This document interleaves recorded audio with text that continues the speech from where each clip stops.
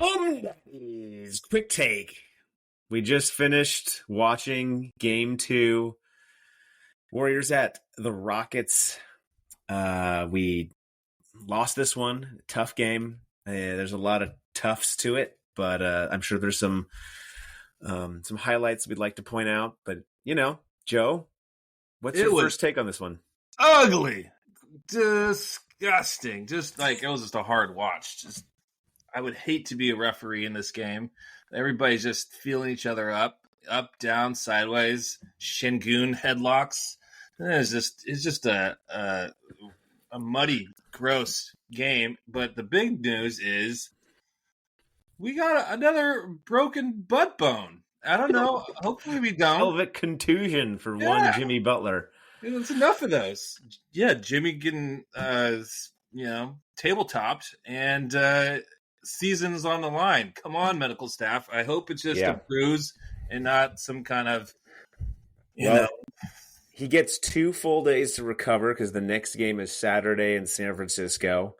Yeah. But to your point, Jimmy is the new heartbeat of the Warriors. Draymond has passed those keys along. And this bus can be driven for a little bit without Jimmy, but without him on the court in any series, we're at a huge disadvantage. Yeah, I think immediately I feel like we're at a disadvantage. Going from an advantage to a disadvantage in this Rocket series, I don't think it's necessarily a done deal. I don't like our chances. But, to make any waves in the Western Conference Finals or something like that, forget it. Not happening. Well, I'll say that for sure. The toughness gene of Jimmy Butler means he's coming back as soon as there's any level of medical clearance and he can just, get out there. But certainly it hurts, literally and figuratively. Frustrating as hell, though. To your point, just the muddy waters of this game, just constantly feeling like the Warriors are trying to rip away from holds and fouls and teaser fouls to try and get guys into technical foul situations, and there were flagrants. And this is the way Udoka said we can beat this team. Get in their head more and take out Draymond Green. And so far, it's they're 1-1 in that. I couldn't believe that we weren't completely out of the game. And our offense was just abysmal, horrible. Couldn't do anything. We were airballing, throwing balls off the backboard, so many turnovers, just giving the ball away. Not like oh, good try. It was just like, oh, here, would you like the ball? Okay, there you go. It happened like a dozen times in the first half. I'll sum it up this way, Joe. Game 1, organized chaos. Game 2, chaos. Yeah, but the other point is there that we were still in the game, kind of. Like, our defense was playing pretty well. And if we had done anything on offense, if we hadn't kept giving the ball away, we might have actually, stood a Steph Curry shooter's chance of coming back on that one. But as it is, without our boy Jimmy, it's kind of a bummer. Yeah, Warriors walk into this game with Pods coming in off of stomach illness, food poisoning, whatever it may be. He didn't feel right. Certainly showed. I think it was 0 for 5 shooting. Sit that one out. He looked like crap. Yeah, he didn't feel too good. So the Warriors, we're in this weird. We're down by 10 to 12, feeling like maybe we can make a push. Then it balloons back to 20. I've seen these games before. They could never seem to crack that 10-point ceiling. But they had lots of runs in them, and I'll say that the most intriguing piece of that was Quentin Post hitting the deep triples. I mean, wide open. You want a guy to hit that, and man, he hit them all. Jake, welcome, he did not hit them all. Welcome to the show. Oh, Jake's in town. Okay, hey, buddy. Oh, hey, the show started just in time. Without me? All right, I quit. He'll be back. Where are you? We softened up the radio waves for the frustration that was a Warriors Game 2 loss on a lot of bullshit, a lot of troubling referee having to make calls that probably don't want to. It's just the game seemed to be slow and annoying. Yeah, I still haven't watched the replay of well, first of all, sound check me with the new mic. How's that? Sound great. Okay, good. You're a joy. I haven't watched the replay of the Jimmy Butler play because it was too triggering.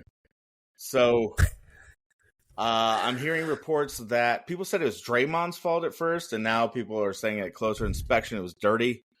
I like to think it was dirty, just from what I saw first take. I haven't looked at it closely. I think to call it dirty right now without having looked at it yourself, I'd say it's too soon for that. It certainly was a bit over aggressive from Thompson to try to kind of get in there and I don't know what he was trying to accomplish with the move to swim move past Draymond and then ultimately undercut Jimmy Butler. Here are my takeaways. It was just unnecessary. Here are my takeaways. Steph still gets no whistle for the most part. None. It's a complete fucking joke. So you put him up like LeBron obviously gets calls for everything. Harden gets calls for everything. Luka gets calls. Even Jimmy Butler gets calls. And the fact that they penalize Steph for not flailing and acting like a complete bitch and complaining constantly, it's been his whole career. And he's like, you know what? Whatever. Yeah. I'm not going to change my game now. And I'm so I'm happy that's our dude. You know, he's not going to – he plays fucking old school ball. He's not going to bitch like a – Pau Gasol brought this Spanish way of playing sports into the NBA. And I love Spain, but they did bring an aspect to soccer where you fall, you pretend you're hurt, and then it kind of spread over the NBA with the, basketball in Barcelona, basketball in Madrid, and then Kobe. I mean, Kobe didn't really flop, but whatever. My mind is just all over the place right now. Anyway, QP, yeah, he was great. JK was rusty. No shit. Kerr doesn't give him any minutes. Do you expect him to just go in and be comfortable? I didn't. Yeah. He played okay. I think mean, right out, he played kind of the way. Right off the bat, he was turning it over. He looked out of his league. He doesn't know how to He doesn't know how to raise his game. Kuminga. His energy level when he comes into games is kind of the same, and he's just a little soft. He doesn't have a dog in him, and I don't know that he's ever going to find a dog for the playoffs. But this game reminded me of the Warriors before the Jimmy trade. They obviously have talent. They just hadn't, like, when they get that close, they end up turning it over, or they end up, making a stupid mistake, a stupid error. They don't capitalize on mistakes, and they let the other team capitalize on their mistakes, and they lose. That's what happened tonight. And Jimmy was the difference. Shot. Yeah. I mean, the guy that we need playing on the floor tonight is Jimmy Butler. Everything that we did incorrectly are his strengths. We were just kept turning the ball over senselessly, not taking care of the ball, not going after the ball strongly, not going into the interior of the defense and getting an easy bucket, going to the line. All that stuff that Jimmy Butler excels in, we were not doing at all. And, you see Kuminga out there, and it's like, he can shoot, he can score, he can take it to the basket, he's an athlete, but he looks confused. And, like, half the time, he wasn't looking for the ball once when Guy Santos got doubled in the backcourt, and Guy Santos had to throw it up to him, and he, like, hit him in the back of the head almost. The guy's just not even paying attention. To that point, Guy and Kuminga and Spencer and everyone on the, at certain points in the lineup were making those mistakes because they're not used to playing. And it takes reps, and, confidence is built on reps. You can't just step into game 2 of on the national stage when you haven't played in 4 games. There's going to be mistakes. Well, one good takeaway. One good thing that happened today is everybody got to play. So there you get the dust off. Yeah. What grinds my gears is that they were in it most of until mid 4th. There were chances and they didn't capitalize. And there were points when Steph wasn't capitalizing. There were points when Draymond wasn't capitalizing, even though he got the benefit of the whistle a little bit. So, guys, there's a couple of big stats here that jump out at me. Tonight was not any different than game 1. Totally dominated on the boards. They had 2 less rebounds in the tonight comparatively. 14 more for Houston versus 16 in game 1. The big stats, the big change, which is something you can expect playing at home, is they hit 15 threes in game 2, Houston. They had 6 in game 1. That's a 9-point difference. That's 27 points right off the bat. Plus, they had 80% from the line, 16 of 20 versus Game 1, they were 55%, 11 from 20. So right there, you're looking at almost 30-plus points differential. The Warriors lose by, 20? And what do they win by? They win by 10. So the main difference is right now is if Houston shoots the ball well, we aren't winning basketball games against them. We got to cut down their shooting percentage. I don't know that we're going to ever figure out a way to rebound any better. So it's going to come down to playing great defense and getting their shooting percentage down and figuring out a way to score with a little more continuity, a little more, we can do this at will. And right now the Warriors can't seem to break 100 points against this team. I actually thought they played pretty good defense. I couldn't believe that we were still in the game for as much as we were. Yeah. The thing I didn't love is the turnovers. We were just shooting ourselves in the foot all game long from the beginning. And, they're going to make what is it, 35% or something today? I don't know how the stat in front of me, but, they didn't shoot the lights out or anything. No, I think Warriors 15 turnovers tonight, 11 in game 1. Warriors can totally win this series, even if Butler's out the rest of the series. They are easily as talented. People equate or conflate talent with athleticism. Yes, Houston's more athletic. The Warriors are more talented, even without Jimmy Butler.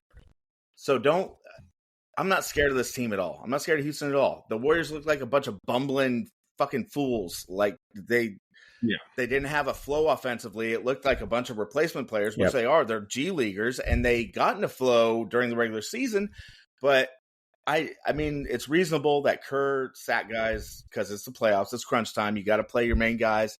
But they are old, and injuries are going to happen, and that's what happened today. And when you got guys who are rusty as hell, it's not going to flow. Well, not only are they rusty as hell, the regular season and the playoffs is a different speed. And this series in particular against Houston is even a notch up. It's dirty, it's fast, it's physical. You got all kinds of nasty things going Houston's on there. Playing tackle football. Like on certain plays, they're playing. It's Ray Lewis and Ed Reed out there. It's not your regular season game against the Trailblazers. This is a different animal altogether. I just don't see how you got Steph is 6'3" tops. I mean, he's that's what he is, 6'2.5", 6'3", whatever. And he used to be a very slightly built guy. He gained muscle to put up with his shit. How is he still not getting calls? Like it's ridiculous. manhanded. You see him come out of commercial break or whatever, and the guy's just like hugging him. Min Thompson has got his arm around him on one side and the other side. And Steph's getting pissed. You can see it in his face. He's like, "Okay, really?" But he's not gonna. Yeah, no, just get off of me, please. Yeah. Thank you. You don't get to see this. Now, I mean, he's pretty. As much as he gets, groped, I'm surprised he puts up with it as much as he does. Frankly, well, he's one of the nicest superstars in the world. He's an amazing guy, and I don't want him to start flopping and flailing and complaining. I like that he's above that. I think that's a great quality, and in the end, he's rewarded karmically for that. And that's probably karma. Let's do a whole 50 minutes on it. Sports karma is a thing. It was probably to our advantage, but there were so many replays tonight. Just bogged down the game. It gave us a chance to kind of catch our breath and maybe get back in the game, take the crowd out of it. But we didn't capitalize on it. No. I'll say the most poignant part of the game for me was when the when Draymond got hit in the face by Jalen Green, got the flagrant foul, had an opportunity to finally cut. Yeah, but he had an opportunity to cut the lead. I think either 10 or maybe even 9, and it was going to be like a 9-0 run. And he missed the first free throw, which to me symbolized a little bit of we're not taking it when we have the chance. If he had hit both of those free throws, I don't think Jalen Green goes down the court and hits a three on the very next play. Then it was an out of bounds play, and then who ended up taking that three? Buddy Hield. I think it was Jalen Green. No, it was an out of bounds play. Or was it Jabari? Was it? Oh, right, yeah. And then we passed it around the horn, and someone took a really bad three. Post. I don't think it was a bad one, but Post took a three and missed. Right. Okay. But he had hit 3 in a row, so we weren't that's fine. Well, I thought when the Warriors bench got up and challenged that Quinn Post foul on what's his name, Van Fleet.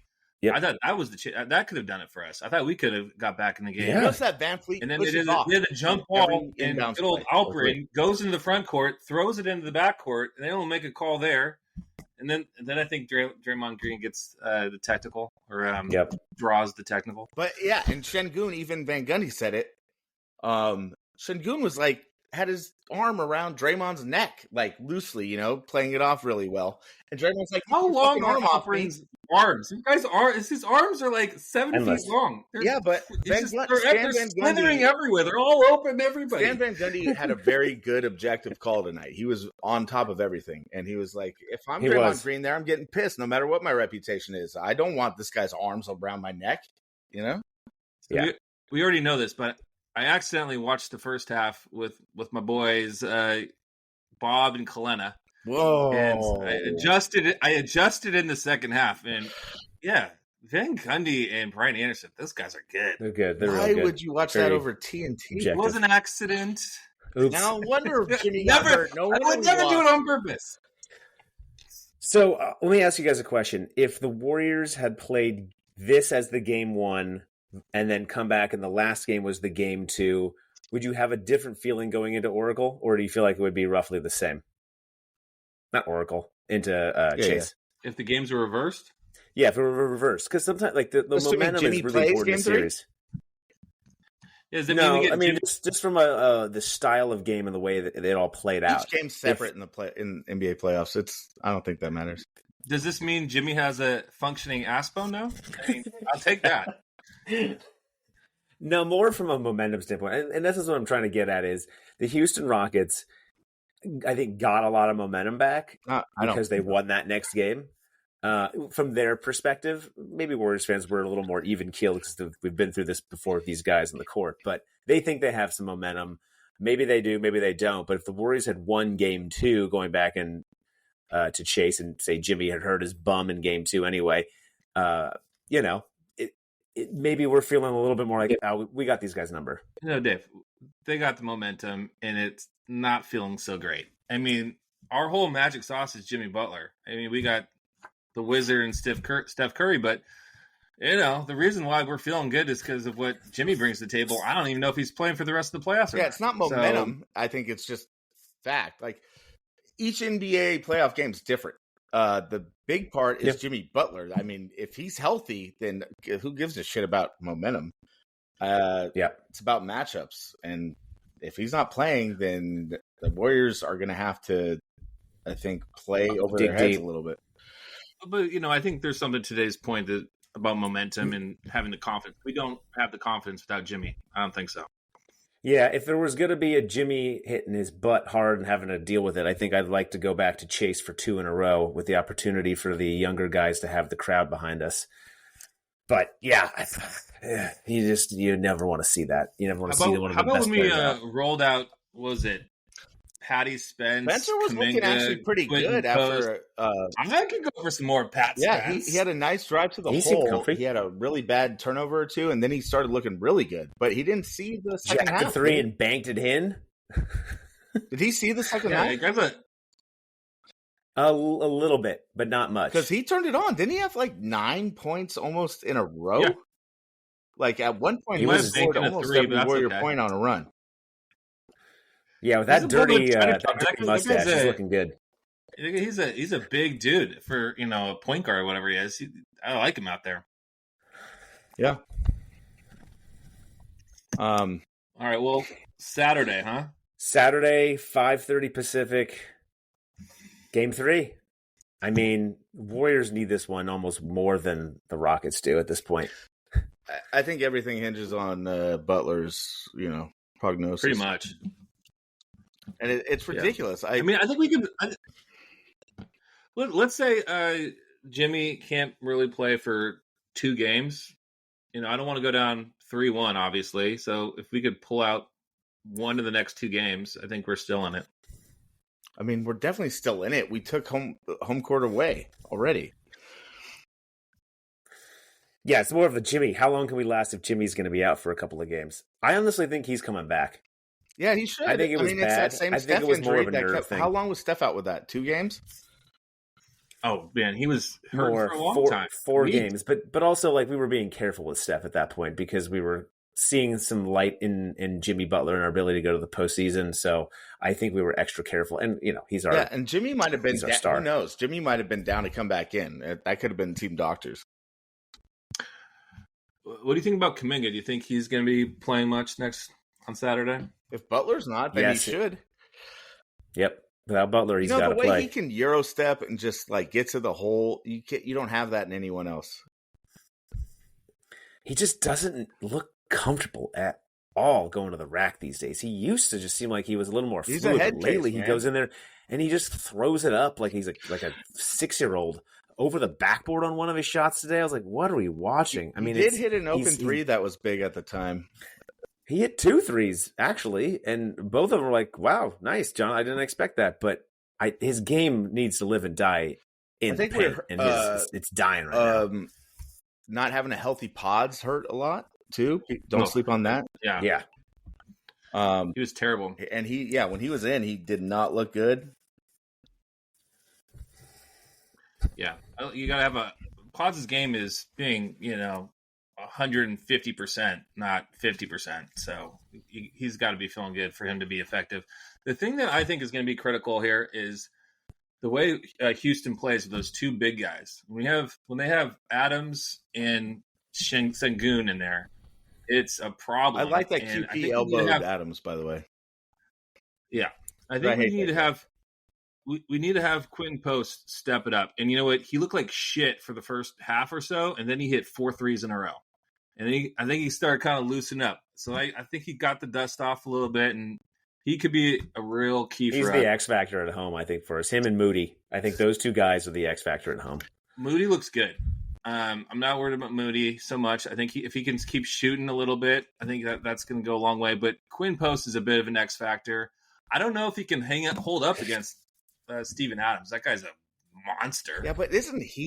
He has to be in his mid-30s now, right? He's been around forever. He's like forever 30. He's not as old as you think. Surprisingly, look it up. No, it's weird. Yeah, Teresa came in the room. She was like, "Is that same guy from He's like been a Warriors member since forever?" Yeah, seemingly.